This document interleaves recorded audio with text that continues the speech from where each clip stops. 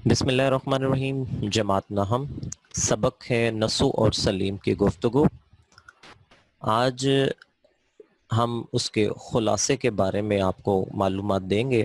اس سے پہلے اگر آپ نے ریڈنگ ہمارے ساتھ نہیں کی تو اسی یوٹیوب چینل کے اوپر آپ کو دونوں لیکچرز جو ہے مل جائیں گے، آپ اس کو لازمی سنیں اور اس کے بعد آپ یہ خلاصہ جو ہے وہ یاد کریں۔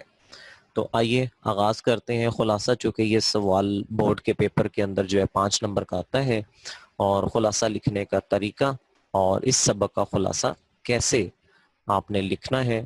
تو ابتدائی چند لائنیں جن کے بارے میں یہ بالکل اوپر میں ذکر کر رہا ہوں، اس کو گو کہ یہ خلاصے کا حصہ تو نہیں ہے، لیکن اس کے اندر جو ہے مصنف کے تعارف کو بیان کر دیا جاتا ہے۔ تو سبق کا خلاصہ جو کہ آپ نے جب لکھتے وقت لکھنا ہے، تو آپ نے لکھنا ہے اس سے اوپر سبق کا عنوان اور مصنف کا نام، اور اس کے بعد آپ نے سبق کا خلاصہ لکھنا ہے۔ ڈپٹی نذیر احمد دہلوی کا شمار اردو کے ارکان خمسہ میں ہوتا ہے۔ آپ اردو کے پہلے ناول نگار ہیں۔ آپ اپنے ناول توبۃ النصوح میں معاشرے کی اصلاح کرتے ہوئے لکھتے ہیں کہ نصوح اپنی عاقبت کے ڈر سے خاندان کی بے مقصد زندگی کو بامقصد بنانا چاہتا ہے۔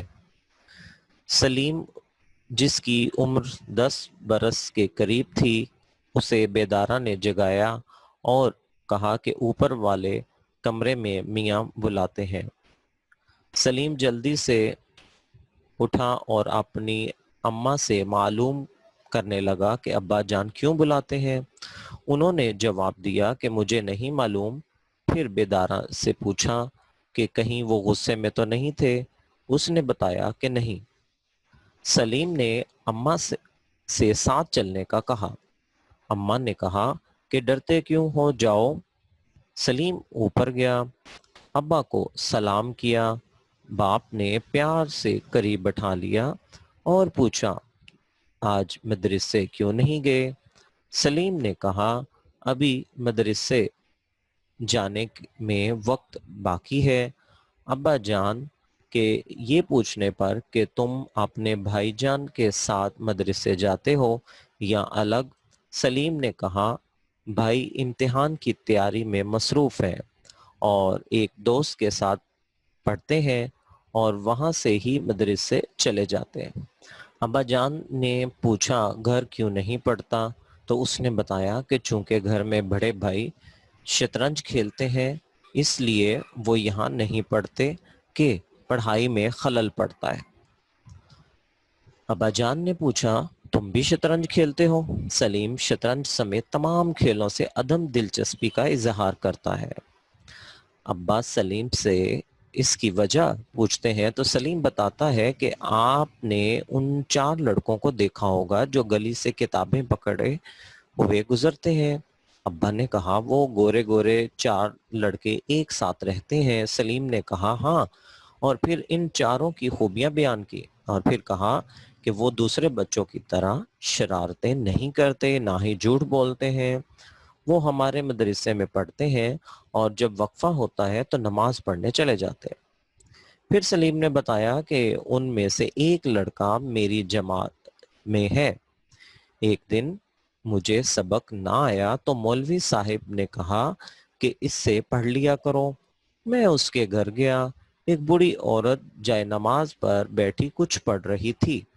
میں سیدھا اس لڑکے کے پاس چلا گیا تو بوڑھی عورت نے جسے لوگ حضرت بی کہتے تھے میرے پاس آ کر کہا کہ بیٹا تم نے سلام نہ کیا، میں پھر بھی تم کو دعا دیتی ہوں، اور لمبی عمر کی دعا دی۔ اس پر میں بہت شرمندہ ہوا۔ مدتوں میں ان کے گھر جاتا رہا۔ حضرت بی مجھے اپنے نواسوں کی طرح چاہنے اور پیار کرنے لگیں اور مجھے نصیحتیں کرتی تھی۔ تبھی سے میرا دل تمام کھیلوں کی بات سے کھٹا ہو گیا۔ تو پیارے بچوں، آپ نے دیکھا کہ جس طرح سے ہم نے 2 لیکچرز کے اندر اس کی ریڈنگ کی تھی، لیکن سبق کا خلاصہ ہم نے چند منٹوں میں اس کو پڑھ بھی لیا، اور بالکل اسی ترتیب کے ساتھ جو ہے وہ یہاں پر لکھا ہوا ہے، اور امید کرتا ہوں کہ یہ آپ کو پڑھتے ہی یاد بھی ہو گیا ہوگا۔ جی، لیکچر کے آخری حصے میں ہم کچھ مختصر سوالات کے جوابات جاننے کی کوشش کریں گے، اور یہ تمام کے تمام سوالات آپ کے لیے بہت اہم ہیں، بورڈ کے اندر جو ہے یہ آ سکتے ہیں، اور ایک سوال کا جواب جو ہے وہ 2 نمبر کا ہوتا ہے۔ تو سوال نمبر 1، بیدارہ نے سلیم کو جگا کر کیا پیغام دیا؟ تو اس کا جواب بیٹا یہاں سے نوٹ کیجئے گا۔ بیدارہ نے سلیم کو جگا کر یہ پیغام دیا کہ اسے اس کے باپ نے بالا خانے پر بلایا ہے۔ سوال نمبر 2، سلیم کی ماں نے سلیم کے ساتھ نسو کے پاس جانے سے کیوں انکار کیا؟ سلیم کی ماں نے سلیم کے ساتھ نسو کے پاس جانے سے اس لیے انکار کیا کیونکہ اس کی گود میں لڑکی سو رہی تھی۔ سوال نمبر 3، سلیم اپنے بھائی کے ساتھ مدرسے کیوں نہیں جاتا تھا؟ سلیم اپنے بھائی کے ساتھ مدرسے اس لیے نہیں جاتا کیونکہ بھائی اگلے مہینے ہونے والے امتحانات کی تیاری کے لیے صبح سویرے اپنے ہم جماعت کے ہاں جاتے تھے۔ سوال نمبر 4، حضرت بی کون تھی اور انہوں نے سلیم کو کیا نصیحت کی؟ حضرت بی ان 4 لڑکوں کی نانی تھیں اور انہوں نے سلیم کو یہ نصیحت کی کہ یہ بھلے مانسوں کا دستور ہے کہ اپنے سے جو بڑا ہوتا ہے اس کو سلام کیا کرتے ہیں۔ سوال نمبر 5، سلیم نے 4 لڑکوں کی کیا خوبیاں بیان کی؟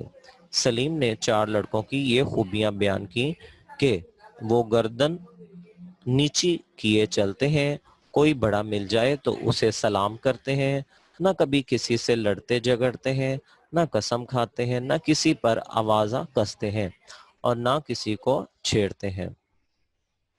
سوال نمبر 6، یہ بھی سوال جو ہے آپ کو ایم سی کیوز یعنی کثیر الانتخابی سوالات کی شکل میں پوچھا جا سکتا ہے۔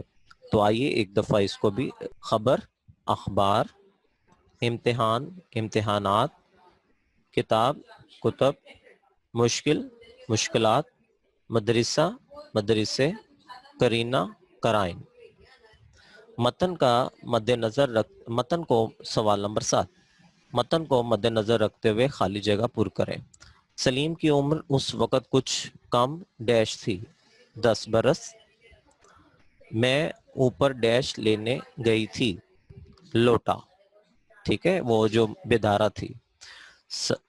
جیم، صورت سے کچھ ڈیش تو نہیں معلوم ہوتا تھا، غصہ۔ سلیم ڈرتا ڈرتا ڈیش گیا، اوپر گیا اور ڈیش کر کے یعنی سلام کر کے الگ جا کھڑا ہوا۔ اگلے مہینے ڈیش ہونے والا ہے، امتحان۔ بڑے بھائی جان کے پاس ہر وقت ڈیش اور ڈیش ہوتا ہے، گنجفہ اور شطرنج۔ سوال نمبر 8، یہ بڑا اہم سوال ہے، اس کو لازمی جو ہے وہ یاد رکھیے گا، اور چونکہ یہ صنف ادب کے اعتبار سے ایک ناول ہے، اور ناول کسے کہتے ہیں آئیے اس کی تعریف پڑھتے ہیں۔ ناول وہ کہانی ہے جس کی بنیادی حقیقی زندگی پر ہوتی ہے، جس کی بنیاد حقیقی زندگی پر ہوتی ہے۔ اس میں زندگی کا کوئی ایک دور اس طرح پیش کیا جاتا ہے کہ وہ دور اپنے تمام تر رنگوں کے ساتھ موجود ہوتا ہے۔ کہانی کے واقعات کے بہاؤ میں ایک فطری پن ہوتا ہے، اس کے کردار گوشت پوست کے انسان ہوتے ہیں جن میں خوبیاں بھی ہوتی ہیں اور خامیاں بھی۔ کردار کے مکالموں کی زبان ان کے مرتبے اور مزاج کے مطابق ہوتی ہے۔ تو پیارے بچوں، آج کے لیکچر میں ہم نے سبق نسو اور سلیم کی گفتگو، اس کا خلاصہ اور اس کے مشقی سوالات کے جوابات یاد کیے۔ کل آپ نے انشاءاللہ آن لائن ٹیسٹ جو ہے وہ دینا ہے، اور اس کا تعلق جو ہے اسی سبق کے کثیر الانتخابی سوالات پر مشتمل ہوگا۔ آن لائن ٹیسٹ دینے کے لیے آپ کو انشاءاللہ لنک جو ہے بھیج دیا جائے گا، اور وہ بچے جو میری کلاس کے علاوہ یہ لیکچر سن رہے ہیں، اگر وہ اس سبق کا آن لائن ٹیسٹ دینا چاہیں تو اسی لیکچر کی ڈسکرپشن میں ان کو لنک مل جائے گا، اس پہ کلک کر کے وہ آن لائن ٹیسٹ دے سکتے ہیں۔